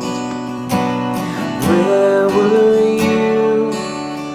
Why didn't you say before it was through? Stop this today. It's a long road to the ends of the hall. It's a long road to the ends of the hall. It's a long road to the end of the hall. It's a long road. It's a long road. Go on home, sleep in your bed. May the wrong of it all live in your head. I'm finally free, but the truth remains. Your addiction to killing leaves you in chains. It's a long road to the ends of the hall. It's a long road to the end of the hall. It's a long road to the ends of the hall. It's a long road. It's a long road. It's a long road. It's a long road.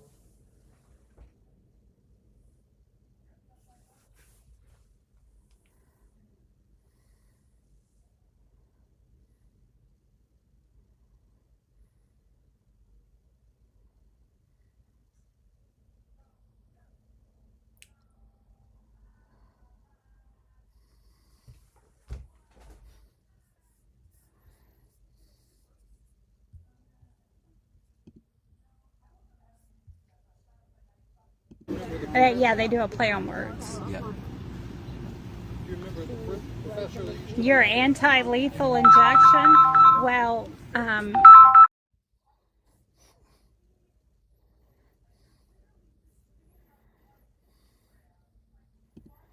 We got another one, Ali. Or give me one sec. Yeah, I'll jump in real quick. I was thinking about those words and when I wrote that song a couple of years ago, and Magdaleno is probably a songwriter and a pop star, far more than I am. But you know, it was just one of those moments where I was like, you know, just thought I would give it a try, and you know, it's lived on, and I guess I'm just want to encourage everybody. We all have gifts, and sometimes you don't even know what those gifts are, and they surprise you.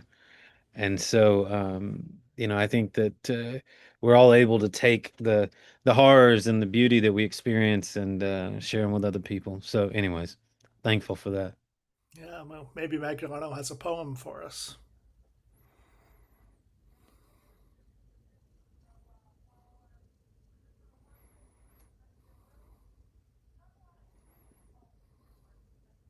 I do have poems, but I don't have any of mine memorized.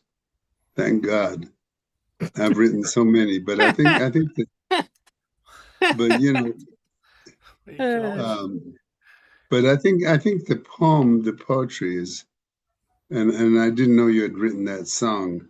So there's another side to you we need to explore, get the archaeologists in there. But the thing is that our best speeches, our best songs, our best poems are not what comes out of us or our musical instruments, but what we actually do. So, you know, there was a song in the 60s, Poetry in Motion, means that some of the best poetry I've seen out there is people demonstrating, people praying, people walking, people telling the truth. And it's important that people understand that, as my brother was saying, we all have gifts to do, and it may be one-liners, it may be a rap, it may be a little call. So I call a lot of people during the week, and I don't try to proselytize about anything. I just say, how you doing? Let's talk and see where we can go together. Because what's amazing, when you give of your gift to other people, you get so much in return. And people say, because, you know, like some of you have met movie stars, rock stars, presidents, elected officials. But the people of the earth are the people that really center me, because the poor people give you everything they got. And that's good. And that's their poetry. That's their song they're singing to you. So I send you all my love.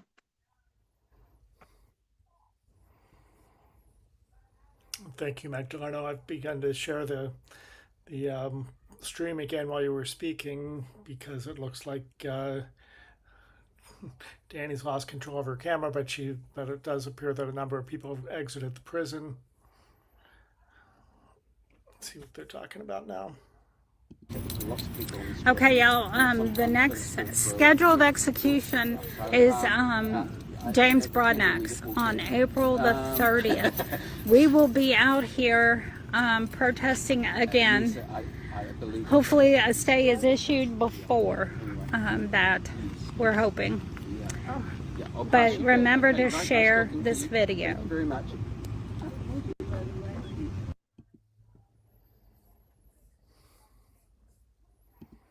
Well, there you have it. And when Danny is speaking about the next execution, she's speaking, of course, about the one in Texas, because we know that I think it's Michael King next week. Is that right? Yes, Michael King is scheduled next week on the 17th.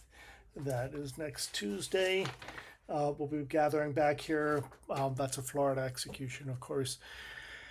And then the next one scheduled after that is James Duckett. As we heard, he's actually got litigation happening, which may or may not delay his execution. But I will note, if it wasn't said before, that the Florida Supreme Court today paused the litigation schedule pending next steps in part of the process. And there's a question of getting the DNA testing that was ordered back and the results for that. So we'll see where that goes, and hopefully that DNA will be enough to mandate an evidentiary hearing to relook at the question of guilt in James Duckett's case. That execution is scheduled, of course, for the end of March 31st. Incidentally, the birthday of Cesar Chavez, who's on the wall behind Magdaleno, one of those pictures there. And another opponent with us of the death penalty. Yeah, right there. You can find the petitions for all of the upcoming executions, and we're getting ready to make live the remaining ones for the year so far. We, holding them back on them just because they're a few months away. But Raymond Johnson in Oklahoma, and on May 14th. Also on May 14th, Edward Busby in Texas. May 20th, Leroy McGill in Arizona. We haven't had an execution in Arizona for a while. May 21st is back in Tennessee, Tony Carruthers. And I will note that, again, in Tennessee, On the Sunday prior to the execution, the March for Mercy takes place from Riverbend Prison, Riverbend Correctional Institution to the state capitol. That's a 9-mile walk that we do, and everybody is welcome to come to Nashville and participate in that. And then nothing until August 13th. Now, of course, what we also understand is that in Florida, we can continue to expect executions every 2 weeks or so. So we know that's coming. I do want to say that we should hear news soon about what transpired inside the prison in Texas. So we can see if anybody has actually said anything online, any of the news media that may have been witnessing. But otherwise, we'll be preparing to close down for the evening. So with that, any closing thoughts? Rob, do you see anything? Is Rob still with us? Looks like he's gone. No, he dropped off a little while ago. Yeah. So I want to thank Katie and Kai and everybody for sticking around with us and participating tonight, and Heidi. And, we welcome new voices. We welcome new musicians. If you're interested in that and have something to bring, let us know. We can't bring people that we don't know on without any prior screening, just because we've been burned by that in the past. But we welcome also your feedback and your ideas for bringing new elements to these virtual vigils that we do. So consider that, those of you who are on the Zoom, when you get your opportunity for feedback, which will come by email tomorrow as well. Anybody that's watching on the live streams, just hit us up at info@deathpenaltyaction.org. Heidi, any closing thoughts for us tonight? No? Just as always, thank you all for being present at every vigil, even the ones that are quiet and behind the scenes. Of course, and Allie,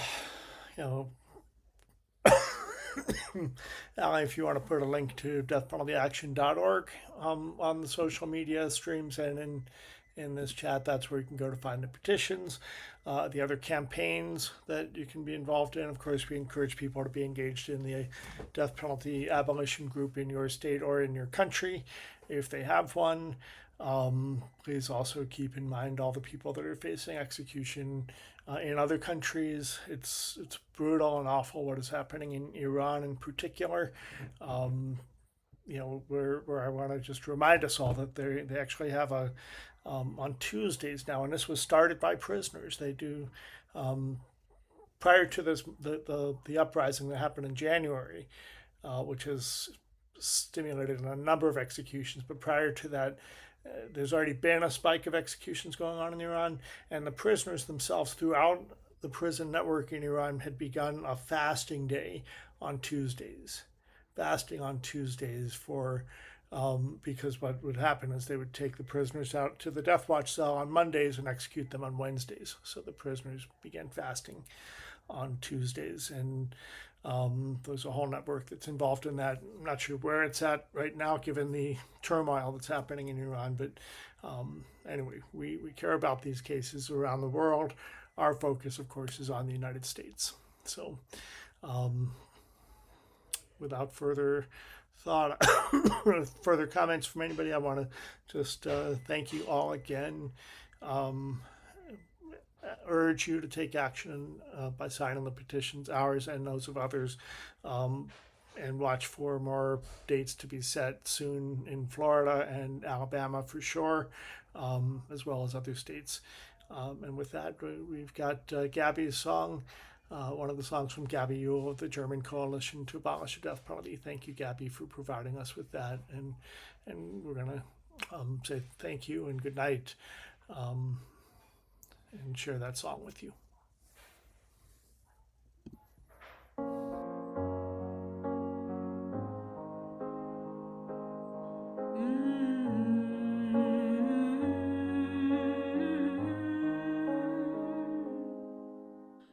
Tonight a life will fade away, the silence heavy, hearts still pray. For every tear that cannot fall, a candle's flame remembers on.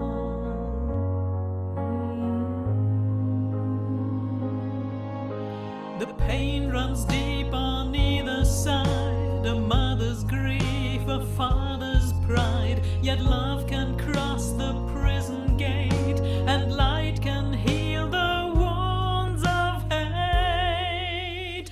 Candle in the dark, we keep the vigil strong. For the lost, for the broken, for the right and the wrong. Let mercy guide the night, let compassion lead along. Candle in the dark, we will carry on.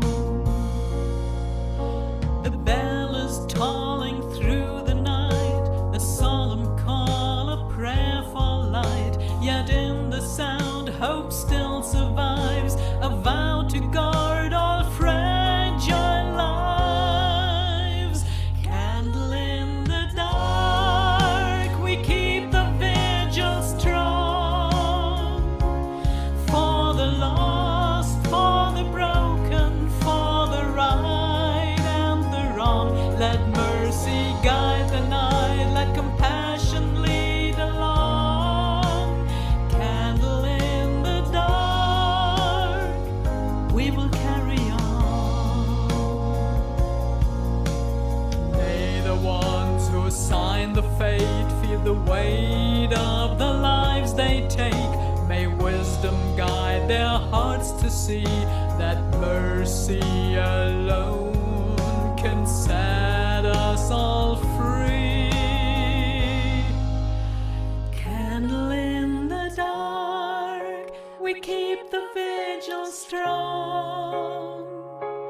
For the lost, for the broken, for the right and the wrong. Let mercy guide the night, let compassion lead along.